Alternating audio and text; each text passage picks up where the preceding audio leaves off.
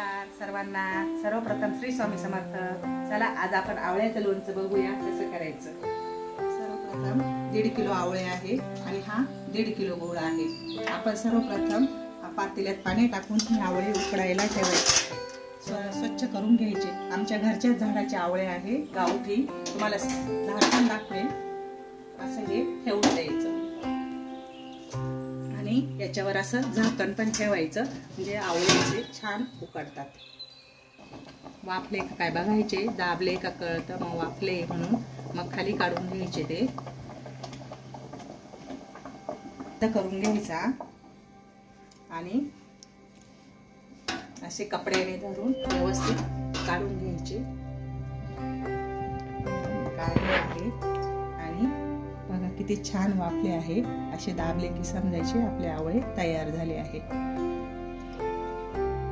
हे 1.5 किलो आवळे आणि 1.5 किलो गूळ हे चालतं लोणचं।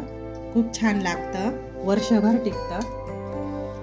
आणि त्यानंतर परातीत असा कपडा टाकायचा आणि असे थोडेसे कपड्याने हलक्या हाताने पुसून घ्यायचे।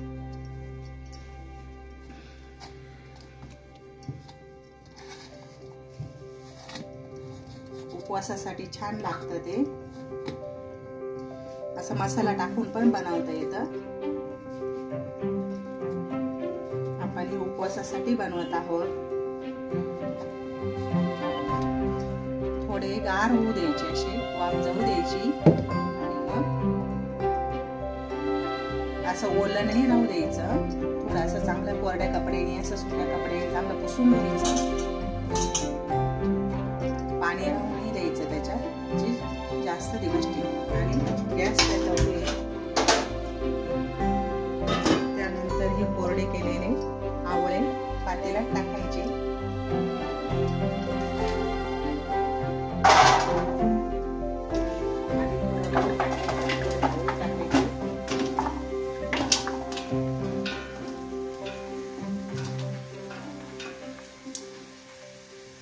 थोडा गूळ टाकून घ्यायचा पातेल्यात आणि गॅस मंद करायचा।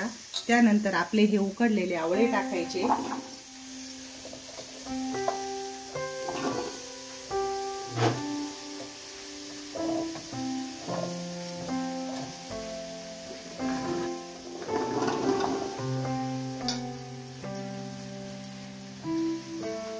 आणि चांगलं मिक्स करायचं।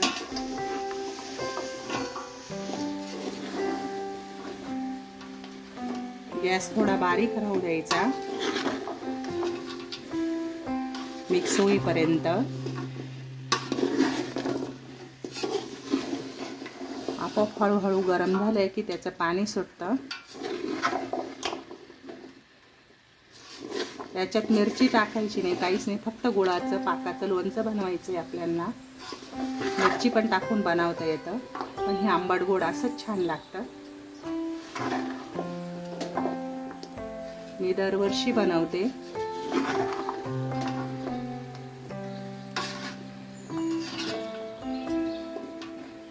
गुळाने ना पाणी सोडलं, पूर्ण गुंफ झालाय आता।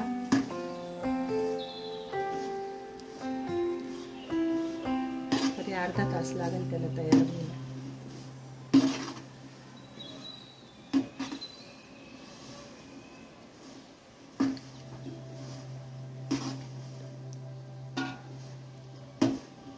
आता चांगला गुळ पघळला आहे, असं हलवत राहायचं। त्याचा असं चांगला असं बोटाला लटकेपर्यंत पाक तयार होऊ द्यायचा। तयार झाला की मग समजायचं आपलं लोणचं तयार झालं आहे। हे लोणचं सगळ्यांना खूप आवडतं, घरात पण सगळे आवडीने खातात। आजी बाबा सगळ्यांना आवडतं। लहान मुलं आले की ते गुलाबजाम समजूनच खातात। आवळ्याचं लोणचं तयार झालं आहे। हे बघा छान पाक तयार झाला। थोडा पाक पातळ राहू द्यायचा, जास्त घट्ट नाही होऊ द्यायचा। हे बघा आपलं लोणचं किती छान झालं आहे। पाक पण मस्त घट्ट झाला आहे। मी रात्री बनवलं होतं, सकाळपर्यंत पूर्ण थंड पण झालं आणि पाक पण असा मस्त छान झाला आहे।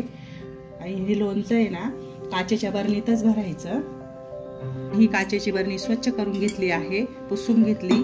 आणि हे लोणचं भरताना आहे ना काचेच्या बरणीतच भरायचं, म्हणजे जास्त दिवस टिकतं आणि छान पण राहतं आणि टेस्ट पण खूप छान लागते. उपवासासाठी तुम्ही वापरू शकता हे लोणचं. हे बघा,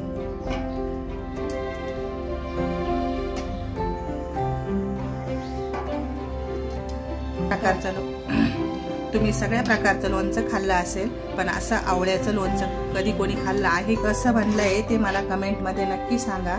आमचे घरचे गावठी आवळे आहे ना, मग ते जास्त आंबट असतात, त्यामुळे मी थोडा गूळ जास्तच टाकला, कारण आंबट नको लागायला.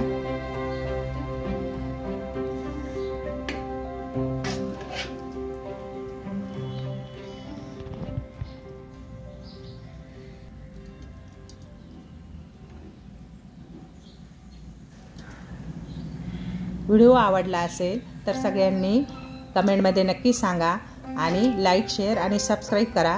चला तर आपण भेटूया नवीन व्हिडिओमध्ये. तोपर्यंत सर्वांना श्री स्वामी समर्थ.